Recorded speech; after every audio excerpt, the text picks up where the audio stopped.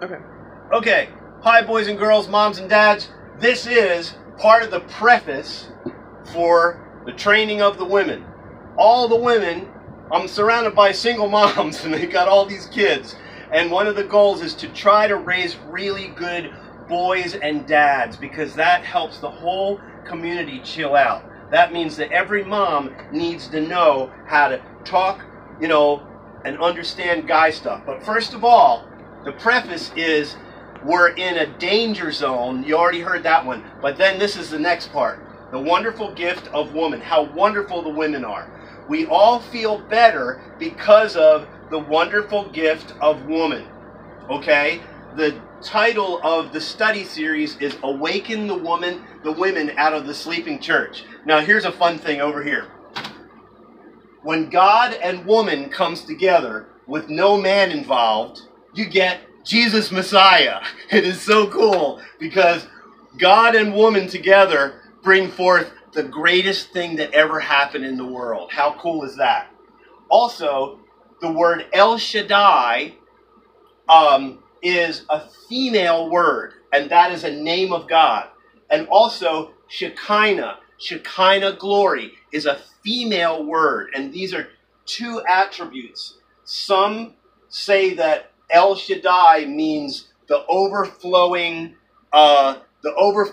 supply, and some refer to El Shaddai as the wonderful breasted one, the one that flows with the stuff that we need like little children. Like God is a wonderful breast that actually gives us the exact milk and food that keeps our souls alive. The Shekinah is what's talked about in the Israelites when they go into the desert. There's a pillar of cloud that stands over their campsite protecting them, and at nighttime the Shekinah becomes a pillar of fire, so they actually have light in their campground. And those are two female endings. Okay, the other thing, the wonderful gift of woman over here. In the very beginning, before woman is created, God says, the woman is the last and most beautiful gift in the whole creation before Jesus. The woman is the last and most beautiful gift in all creation before Jesus. God says, he makes this stuff and he says, it is good. And he makes his other stuff and he says, it is good.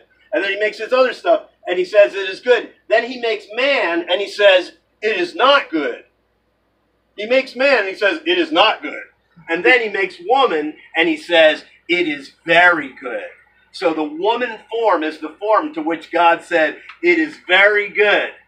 And when he made man, he said, I can find no helpmeet for him. But that's a lousy word in English. The word, the word etzer in Hebrew actually means a protective, rescuing power.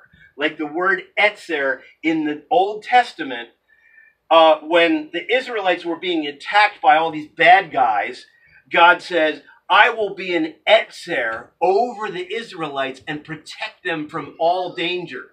So that means that God made woman to be a protecting rescuer around the stupid little guy, because it wasn't good that he was alone. I mean, this is beautiful stuff. Nobody taught me this. Where all the women and the men are equal. All the boys and girls, and everybody's equal. But we're put in different job descriptions, and we have to learn what our characteristics are. So then it goes on. Ish and Isha. In Hebrew, Ish means the pointed, and Isha means the pierced, or the one with a hole. When you're in the Hebrew culture and you're referring to the boys, you're saying, okay, all the ish go over this way. All the ones with a point go over this way. And all the ones with a hole go over that way. So your life as you're growing up, you're actually referring to one another as your reproductive reality. So it's on the table. It's just the reality. Ish and Isha, boy and girl, man and woman. That's just our reality. Then on the cross, when Jesus is on the cross and he's up there on the cross, they poke him in the side and they discover that he's actually dead. and out of his body comes blood and water. That means that his heart muscle sprung a leak, and there was blood filling up his periocardial sac, and the water sac around his heart actually exploded, and his abdomen was filled with blood and water. He literally died from a broken heart. And when the blood and water came out of his side, it's just like a birth. What comes out when an amazing baby is coming forth? Some blood and some water comes forth. So Jesus literally was like a mother giving birth in that moment. Now, one of the cool things about Ish and Isha is this. In the Hebrew teaching, nobody who is a Jew can ever be pierced in their death. They can only be stoned to death. Being pierced in your death is a curse. And when Jesus was pierced in his death, there's a strange scripture that said he became the pierced for us. He became the one that was with the holes for us, which literally means, in kind of like a fun street style language, he became the woman. He became Isha for us. He became like the mother for us.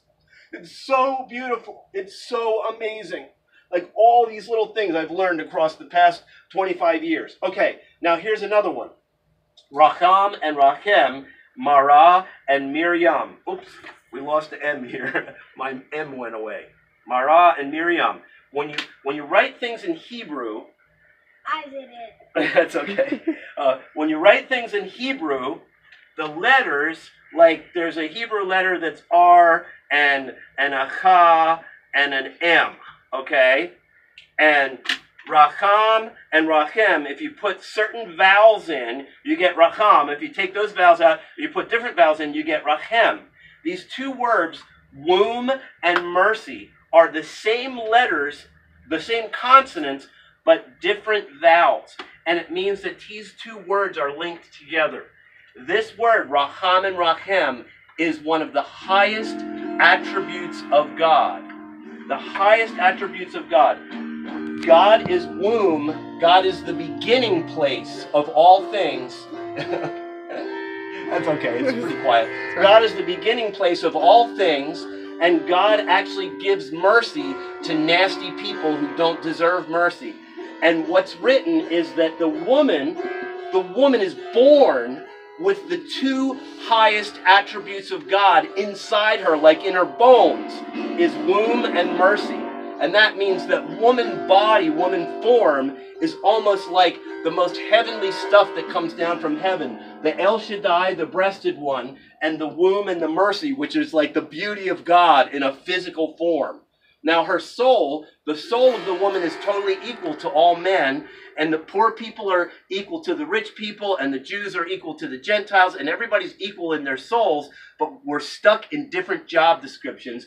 And the wonderful gift of woman is so cool. We all had a mommy to nurture us and love us. So Racham and Rachem are one word bridge, and then the other word that's really cool, this is the word Mary.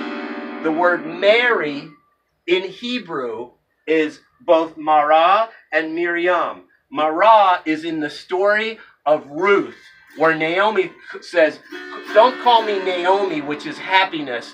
Call me Mara, which is bitter sadness. Now the word Mara means like crying your eyes out on the kitchen floor. You're so sad, nothing's going right, and you're all sad and you're all upset. Well, when you're crying and praying in your bitter sadness, your prayers become Miriam, a living fragrance. And God actually smells your crying, and that gets his attention, and he smells your grieving. Like when you're in your grieving prayers, that's when he smells the beauty of your heart the most, and he turns and he fixes the problem. So Mara and Miriam are also bound up in the woman. So that's just a little touch of how amazing the gift of the woman form is to all of us. One of my favorite rabbis, really funny guy, he says, okay, the biggest problem in the whole world is that the guys are not taught how to teach the girls and the women how wonderful they are. I mean, when they just walk in the room, everybody feels better.